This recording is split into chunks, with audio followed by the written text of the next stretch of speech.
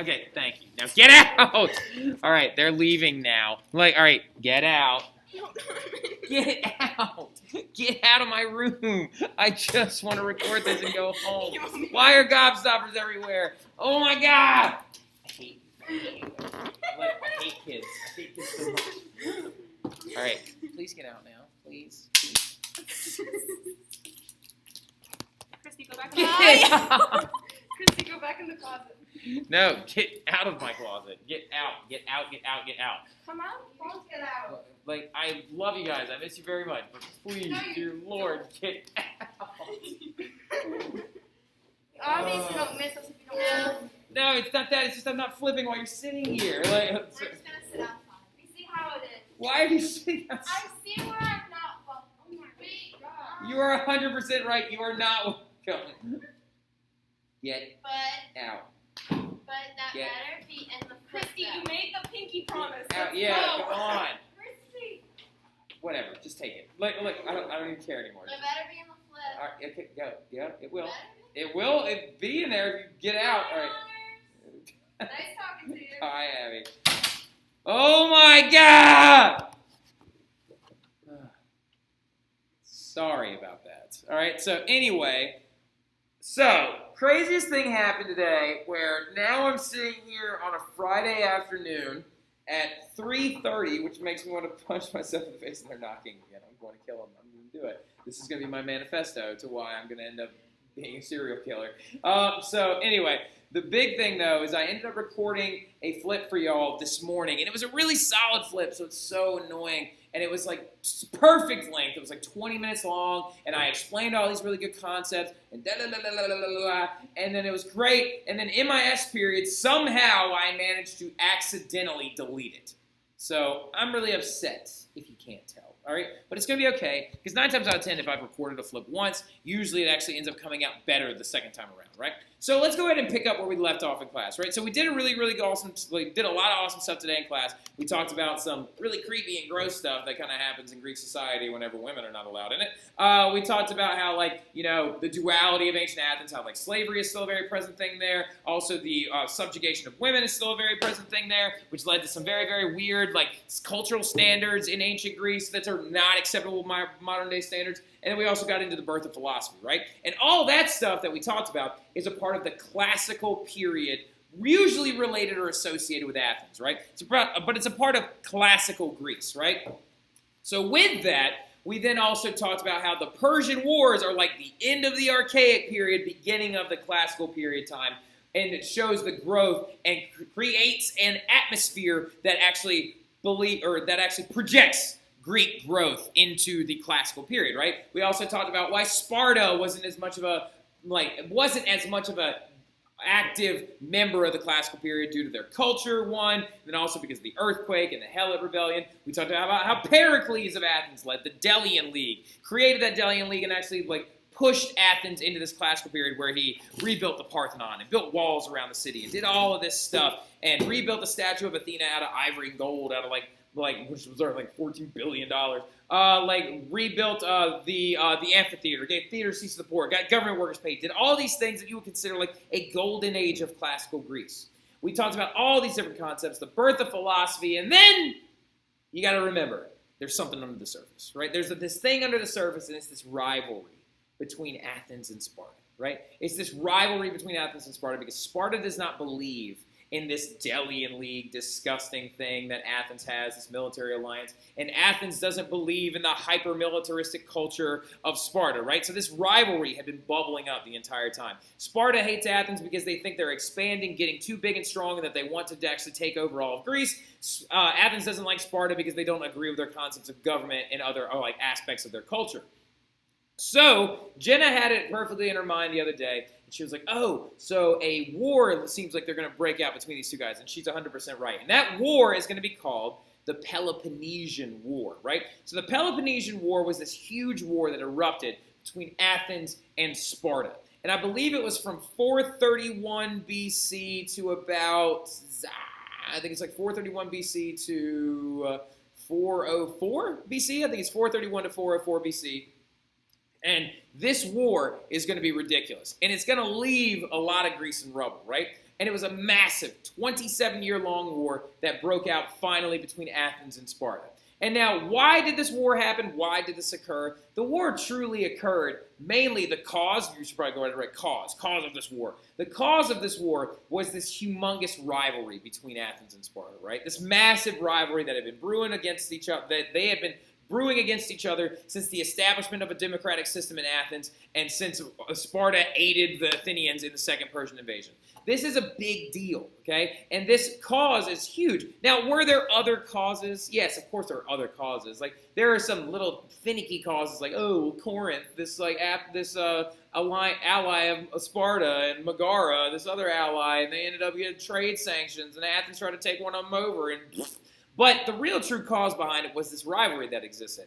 And a lot of that rivalry is symbolized by the Delian League, which was created by Athens. And Athens and its allies had this massive league and a huge navy following the Persian invasions that they believed that they could use to tout over any coastal port, island, or area in Greece, right? And Athens is going to use that Delian League and the money created from it to make this humongous empire of sorts and rebuild their entire city-state, right? So this Delian League was a very big problem. And Sparta is very well aware that they have no chance of taking over all of Athens and its allies without forming a league of their own, right? And they did, which is very against Spartan culture, but they did all the same form this league. And their league is going to be called the Peloponnesian League, right? So the Peloponnesian League was created by Sparta and its allies. Now, the big kickers between the Delian League and the Peloponnesian League is the Delian League has a massive navy. The huge navy of over 200 trireme vessels that was developed by the Athenians to try and sink and destroy boats in a naval setting, right? Which made them a dominant power on the sea. But Sparta, as symbolized at the Battle of Thermopylae, has a massive, massive land army, okay? Huge land army that's very, very intimidating and could easily destroy just about anybody, right? So it's kind of interesting because Athens and Sparta are almost going to kind of cancel each other out, right? Athens is going to use its huge navy to blockade around Sparta, which is, of course, creating like a huge line of ships to prevent any trade goods from coming in or out. And then Sparta is going to use their land army to make a massive blockade around Athens to try and prevent their farmable goods from going in and out, and try to basically attempt to starve Athens to death, right? But it's 27 years long. And most wars that you know of that are huge are like World War I, World War II, the Civil War, all three of those wars all lasting 4 years, right? 27 years of war seems very intense. And it is. And the reason why it was 27 years long is because Athens and Sparta canceled each other out so badly. The Delian League with its huge navy and the Peloponnesian League with its huge land army kind of led to this thing known as a stalemate, in which, as in, what that means is like two sides are just fighting against each other and they cannot break through, right? They can't seem to gain an advantage. It would be like if me and Mr. Wooderson were in a fight, right? And we're just sitting there like slapping each other and hitting each other repeatedly and no one's falling down, right? Our strengths are also the other's like weakness, et cetera, et cetera, et cetera. And so they're kind of just like banging into each other for 27 years. And in the long run, who do you think wins? Who do you think is going to win a 27-year-long stalemated war? Well, it turns out that Sparta is going to win the entire thing. And Sparta wins by doing something very, very dirty and messed up, right? They actually employ the naval fleet of Persia, right? They pay Persia to come over and use their naval fleet to try and destroy the naval fleet of Athens, and actually then Sparta moves its land army across Greece and into Athenian territory and begins to take over one city-state after another in the Athenian Empire, right? So Persia helps Sparta mainly just, again, because Darius is what? Darius is very upset about the Ionian revolt. He wasn't even alive at this time. I'm just saying that Persians never forgot the fact that they were defeated by the Athenians early on in the first invasion, and also the fact that the Athenians aided the Ionians in the long run. So they agreed to Sparta's terms, and they allowed Sparta to use their navy, and they are going to destroy the Athenians, right? But the big thing in the long run as well is that this conflict is going to leave southern Greece in rubble, an absolute disorganization, right? Because due to the fact that Sparta is not a very large empire and doesn't want to rule over all that territory, eventually they're going to concede and give it all back to Athens. And then Athens is going to go through yet another period of growth and stuff like that. But it still left southern Greece in like rubble. It left a lot of things that needed to be fixed and a lot of things that needed to be cleaned up. So the thing about it is the Peloponnesian War left like southern Greece very weak and very susceptible to invasion, right? Which is going to leave room for Philip II. Some of you are like, wait a minute, this is Alexander. So check this out. The title of this presentation is like Alexander in the Hellenistic Age, right? But I don't want you to get all messed up because you have to understand the Hellenistic period, the last Greek time period that we have to talk about, doesn't actually officially start until the death of Alexander the Great, okay? It does not start until Alexander dies, right? So the thing you need to understand, though, is that Alexander would have never been so great had it not been for the Peloponnesian War leaving Greece in rubble, and also for the fact that his dad did most of the conquering of Greece for him, right? So just so you also understand before we even get there, some of y'all believe you know things about Alexander the Great. I know some of y'all probably know a lot of facts about him, and that's awesome. We will tell his story live in class, right? But for you to understand why he had such an upper hand on the competition and why he grew to be so great and started this Hellenistic period, you got to understand where he came from, right? So during the Peloponnesian War, during the Persian Wars, you got to understand that Greece is a massive area, right? So all of modern-day Greece that you know of exists down here in the yellow, right? But in the north of the Greek territories, there are people that live up there that also during this time period spoke Greek, right? But they didn't refer to this region, this mountainous region of Greece, as Greece itself.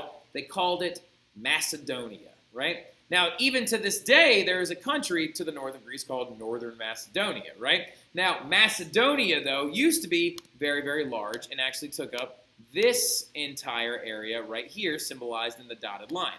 And that is where Alexander the Great is from. Alexander the Great is from Macedonia. He is not actually from Athens or Sparta or any of these other areas. He's from this city-state area in the northern area of Greece, which is supposedly very, very mountainous, super intense, and full of uncivilized frontier people. So whereas Athens is super organized and all about their art and their poetry and their philosophy and stuff like that, and Sparta is down in southern Greece is all about their military organization and their oligarchy and their, actually, ironically enough, democratic systems first, but like all about these other things. Macedonia is like a bunch of hillbillies, all right? Macedonia is a bunch of uncultured people. Imagine a bunch of people that like don't have sleeves on their shirts and stuff like that and don't wear shoes and they're like, oh, but dang, dang, dang on, right? So Macedonia is full of uncivilized people.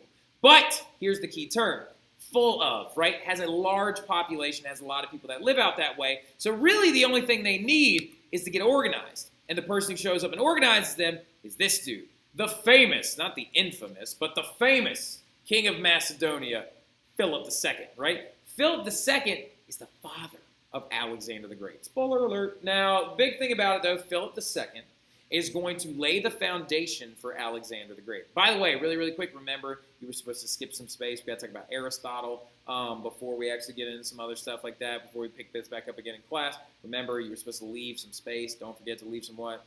Space. Thank you. All right, now, the famous king, though, of Macedonia that actually organizes all these uncivilized people together is a man by the name of Philip II. Right? And Philip II, the king of the Macedonians, is going to be the guy that decides that now, following the Peloponnesian War, is the time to go out there and take over, right? The time is now to go and take over all of southern Greece because they do not have a chance to protect themselves, right? And so Philip sought to change Macedonia by trying to turn them into a dominant Greek power, much like Athens and Sparta. And so what he does is he decides to invade and grow his power following that Peloponnesian War. Due to the fact that a lot of the city-states were now enemies with one another, and a lot of these areas did not want to unite together again because they had just done this in this Peloponnesian War, Philip II decides it's time for him to go and invade.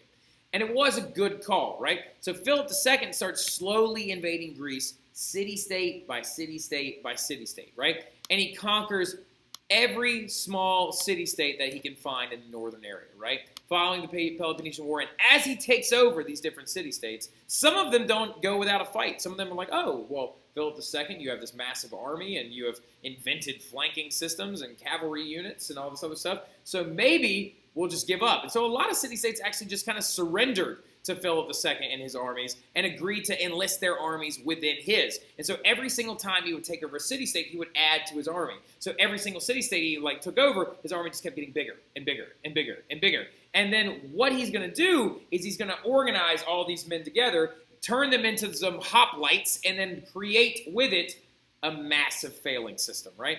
And so not only that, but Philip's also going to devise some new units of the military. He's going to come up with large, fast-moving cavalry units. And he's going to also come up with flanking systems. And him being a Greek himself, he knows the advantages and the disadvantages of the phalanx system. So he's going to use that to keep continuing to conquer all these other different areas. And he's very successful. He uses diplomacy, threats, bribes, and all this stuff to take over other larger city-states, right? So he started taking over all these smaller ones. A very, very famous one that he actually takes over, let's back it up real quick. Let's take a look at old Phil, all right? So, let's take a look at old Philip a second. Take a little, if you look really closely at Philip, his face looks a little jacked up, right?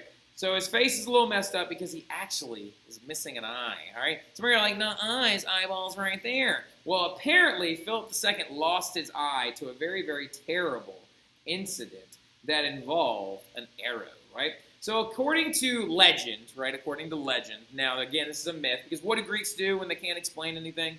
They make myths about it, right?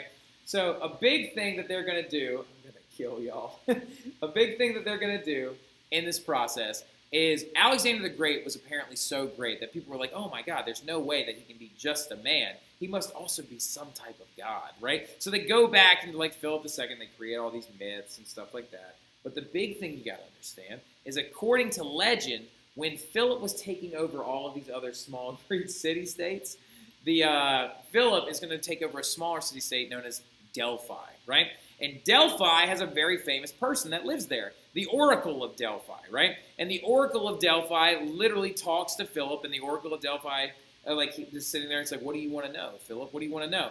And Philip looks at the Oracle and he says, am I going to win my next battle? Am I going to take over all of Greece, right? And the Oracle of Delphi tells Philip that, yes, actually, you are going to end up winning your next battles, and you are going to end up taking over Greece, but in your next battle, you're also going to lose a part of yourself.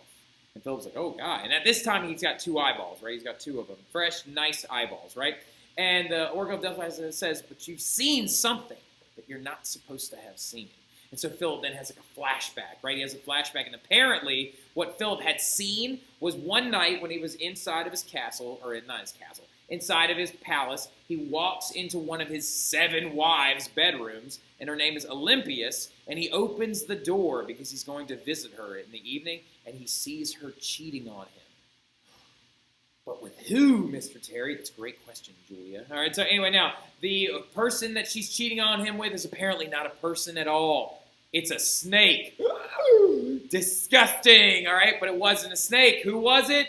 That's exactly right, Alyssa. It was Zeus, right? So apparently, because remember, Zeus comes down as animals every 5 seconds and apparently gets all these people pregnant. Now, anyway, but this adds into the Alexander legend because this is a big thing of saying that, oh, what if Philip's not even Alexander's father? What if he's half Zeus, right? Because they turned him into like a god as time went on, right? So that's like his deification process. And we'll talk more about that and we'll review it a little bit more, of course, when we come up to it. But things that actually happened and are not mythological at all is Philip's conquest of Greece, right? We do know that he did take over Delphi, right? Do we know if he talked to the Oracle actually or not? He probably didn't, right? We don't even know if the Oracle of Delphi actually existed. Now, he ends up taking over, though, Corinth and Megara and like all the island of Lesbos and all these coastal regions all around Greece, takes over all this territory, and he does a lot of it using like diplomacy, like we said earlier, like somewhere like just, oh, we'll just become a part of your empire. It's no big deal. And so he would gobble up their military and use it to their advantage.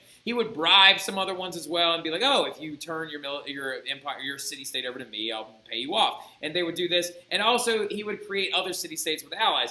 The big one that I love, though, is he would also threaten people a lot, right? He would actually threaten other city-states and be like, hey, if you don't surrender, I will send my army and I will destroy you, right? And some of these city-states are going to surrender out of fear. Athens being one of them later. We're going to bring them up in about 2 seconds, though. So apparently, this is one of my favorite things about Philip II. This actually happened. According to Greek historians, Philip sent a letter to Sparta. And the letter to Sparta said this, speaking of threats. You are advised to submit without further delay. For if I bring my army, I say again, for if I bring my army onto your land, I will destroy your farms, slay your people, and raze your city, which means to destroy it, right? Razing it to the ground as in knocking it to the ground. Sparta then sent him a letter back, right? Sparta sent Philip II a letter back, and it literally was this large piece of paper, and he unfolded it to read their response to his threat, and in giant letters it just said, if. Because Sparta was saying, you said in your letter, if I bring my army. So they just said, if. Philip II folded the letter up and was like, maybe we shouldn't invade Sparta.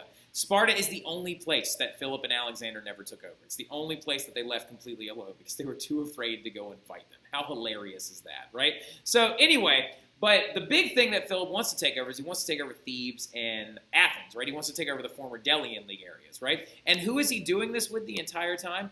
Next to him and by his side the entire time, he has the young Alexander III, right? Alexander III had been with him since he was about 12 years old, right? Actually watching him take over all of Greece. And when Alexander turned 18, he decided to help his father defeat the leftover Delian League and particularly two city-states, Thebes and Athens, right? And at the Battle of Thebes, he completely destroys the army with Alexander right by his side, learning from his father how to be a military genius, how to use the cavalry, how to outflank people, how to use pincer moves, and how to do all these other things. And Athens, after seeing that they destroyed Thebes, just completely surrenders out of fear and just says, okay, Philip, we acknowledge you. You are our new king. So that means Philip II, with his son at his side, and only one eyeball to show for it, because big thing is what was the thing he wasn't supposed to see? His wife hooking up with a snake, apparently, right? Well, at the battle the next day, he got shot in the eye with an arrow, and it actually went completely inside of his skull, and it didn't kill him, though, which is actually wild, and I'll tell you about that here. Oh, we'll talk about that a little bit more when we get into class. Talk about how they had to remove it and stuff like that. So, but in the long run, though, Athens does surrender out of fear.